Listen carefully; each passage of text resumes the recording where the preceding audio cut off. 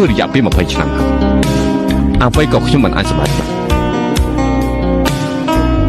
ចំពោះមនុស្សដែលមានអាយុជិត50ឆ្នាំតើទេវតានៅទុកពេលប៉ុន្មាន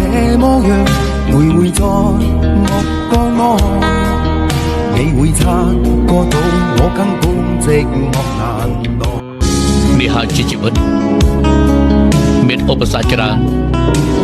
បើផ្លូវជីវិតរលូនរហូតនោះយើងច្បាស់ជាមិនពេញចិត្តទេ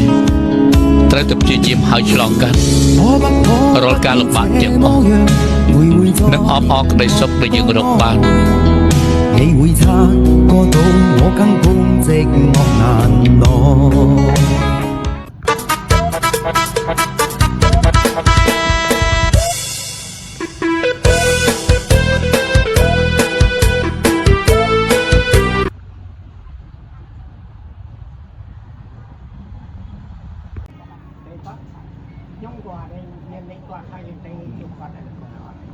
ព្រោះខ្ញុំបញ្ចូលលេខរៀបធ្វើហ្នឹងទៅអនុញ្ញាត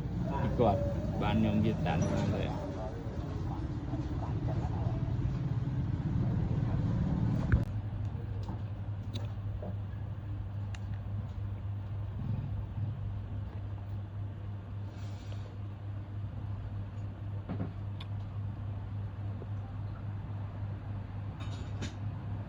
អាមិន